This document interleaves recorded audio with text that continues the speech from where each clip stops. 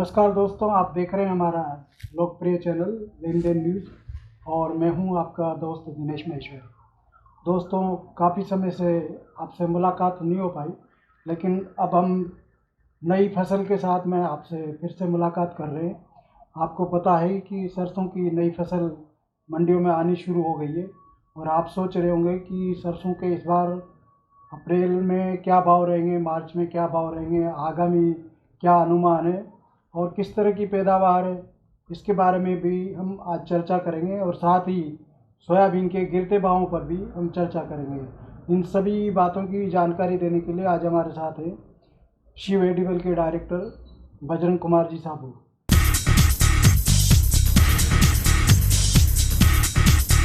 बजरंग जी नमस्कार। नमस्कार। तो बजरंग जी, अभी जो सोयाबीन ने तो काफ़ी किसानों को रुला दिया है, लेकिन अब सरसों से किसानों को थोड़ी उम्मीद लग रही है कि इस बार सरसों के भाव पिछले साल के मुकाबले कुछ बढ़ सकते हैं। हाँ, सरसों के भाव मतलब पिछले साल जैसे मिनिमम भाव 4500 रुपये पिछले साल आए थे, वो नहीं आएंगे इस बार। आपके भाव इसमें ज़्यादा से ज़्यादा जो अभी बाजार चल रहे हैं 5400 5500 100-200 रुपये प्रेशर की वजह से आ सकते हैं। अभी आवक का प्रेशर रहेगा, आवक के प्रेशर की वजह से थोड़ा सा मनी टाइटनेस भी अपने आप में एक बहुत बड़ा रोल अदा करेगा, क्योंकि लोग बाग स्टॉक में फंसे हुए हैं। बाकी इस भाव की सरसों नुकसान नहीं देगी। अगर 200-300 रुपये घटते हैं तो आदमी को सरसों पकड़ के चलनी चाहिए। कारण क्या है कि सरसों का मार्केट टोटली अलग है और सोया का मार्केट टोटली अलग है। बिल्कुल, क्योंकि सरसों का तेल अपना टोटल प्रोडक्शन यहीं कंज्यूम होता है। हाँ, और पिछले साल भी इतनी अच्छी क्रॉप थी, उसके बावजूद भी उसका कंजप्शन काफ़ी ठीक रहा है। नाफेड ने भी सेलिंग करी है। तो कुल मिलाकर के अगर नाफेड के पास माल नहीं होता तो बाज़ार सीजन में ये मतलब जैसे ऑफ सीजन में बाज़ार काफ़ी ऊपर जा सकते थे।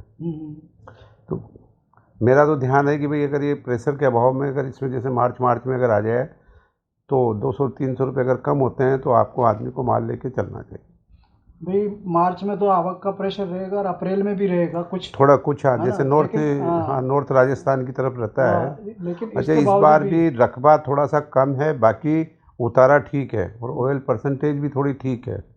तो इसलिए अगर ऑयल परसेंटेज ठीक है तो ऑयल को अगर अपन कंपनसेट करते हैं तो सरसों वैसे ही आपके मतलब पिछले साल के मुकाबले 100 से 150 रुपये सरसों का फर्क जो है वो ऑयल के कारण भी हो रहा है।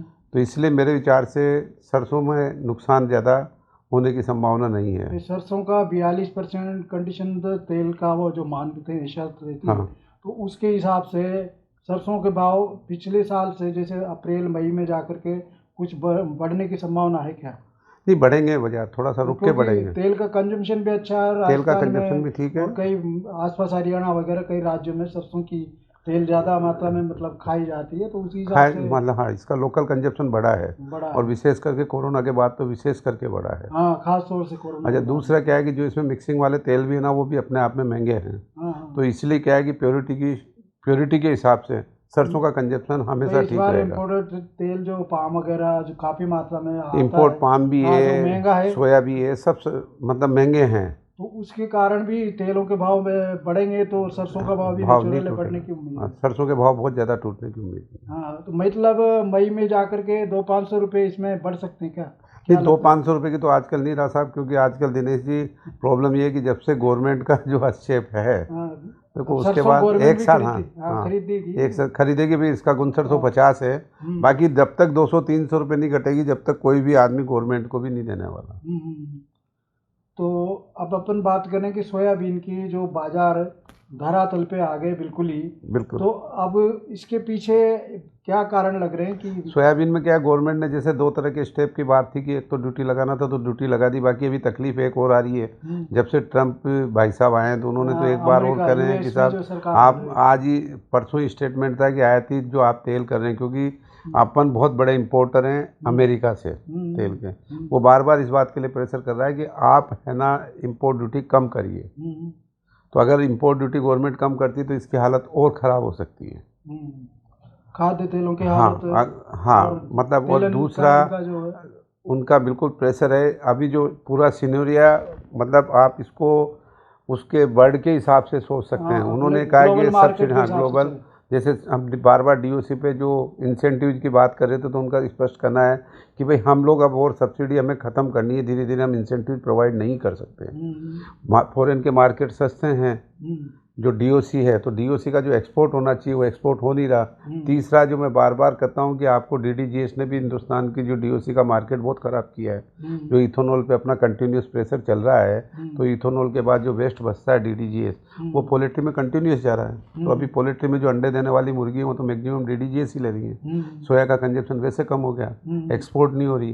तो इस सारे फैक्टर्स को अगर अपन कंसिडर कर रहे हैं, तीसरा अगर ये ट्रम्प के दबाव में आकर अगर इन्होंने ड्यूटी कम कर दी तो जले पे नमक छिड़कने के समान हो जाएगा। ड्यूटी कम कर दी तो मतलब ये है कि तेलन के और तेलों के भाव हाँ, नीचे आ जाएंगे। फिर तो आपके मतलब इसका इफेक्ट सरसों पे भी आएगा। सरसों पे भी आएगा, क्योंकि मिक्सिंग वाले तेल सस्ते हो जाएंगे, ऑटोमेटिकली उसका फर्क पड़ेगा। तो अब आधा सीजन निकल गया सोयाबीन का, तो अभी तक कितने % सोयाबीन की क्रशिंग हो गई? सोयाबीन की क्रशिंग का तो कोई एक्चुअल में कुछ कह नहीं सकता साहब कि क्या पोजीशन बन रही है। अभी भी सर तो क्रशिंग में गई होगी कम से कम। क्रशिंग 70% नहीं गई है साहब, इस बार इतनी क्रशिंग हुई नहीं है। अभी भी जैसे डेटा है कि भाई कि करीबन फार्मर्स और प्लांट वालों के पास करीबन 60 लाख टन सोयाबीन है। तो जो अगली फसल तक पर्याप्त है, सफिशिएंट है सब। क्योंकि अब धीरे धीरे जैसे गर्मी बढ़ेगी तो पोल्ट्री में भी इसका उपयोग कम हो जाएगा। बस ये है कि एडिबल वाले सेगमेंट में, जो फूड वाला सेगमेंट है, उसमें इसका थोड़ा सेगमेंट बढ़ेगा। तो तेलों के भाव तो काफ़ी बढ़े हैं पहले से, उसके मुकाबले नहीं बढ़े हैं ना, तेल की वजह से ये भाव स्टैंड है, नहीं तो ये तो 4000 के अंदर कभी की चली जाती है। तो वैसे भी जो लोअर क्वालिटी का भाव तो 3500-3200 ही आ रहा चल रहा है सोयाबीन। नहीं वो एक अलग मैटर है साहब, वो तो 3200-3300 वाला माल तो फिर वो तो अलग अच्छी क्वालिटी का भाव, अच्छी क्वालिटी के भाव अभी जो मंडी में 4000 39-40 जो चल रहे हैं ना अभी। बाकी मेरे हिसाब से अगर ये सब पोजीशन भी सामान्य चलती है तो अब इसमें और ज़्यादा घटत की संभावना बिल्कुल नहीं है। हाँ, जो लेवल चल रहा है वही चलता रहेगा। हाँ। तो अभी मतलब ये ट्रम्प जो अप्रैल से नई टैरिफ लागू करने वाला है, तो उसका असर ऑल ओवर इंडिया की सभी जो तेल और सभी पे पड़ने वाला है, तेलन पे, इन पे सब पे पड़ने वाला है ना। और विशेष करके आपके टेक्सटाइल वगैरह पे बहुत ज़्यादा पड़ेगा, प्लस यहाँ की जो दवा का सेगमेंट है उस पर फर्क पड़ेगा। अब कुल मिलाकर के हाँ मतलब पड़ने वाला IT सेक्टर पे बहुत ज़बरदस्त पड़ेगा। कुल मिलाकर के मतलब सब जगह अनसर्टेनिटी की स्थिति है। और यही वजह कि सोने के भाव भी लगातार इसके कारण ही बढ़ रहे हैं, इसी के कारण। ट्रम्प की जो गलत नीतियां है उसके वजह से। अब अपन तो गलत कैसे कहें साहब? नहीं, अपन तो नहीं कह सकते, बहुत छोटे आदमी हैं। जो कंज्यूमर है वो तो यही मानेगा कि ये तो भाई जनता पे प्रहार है इसका।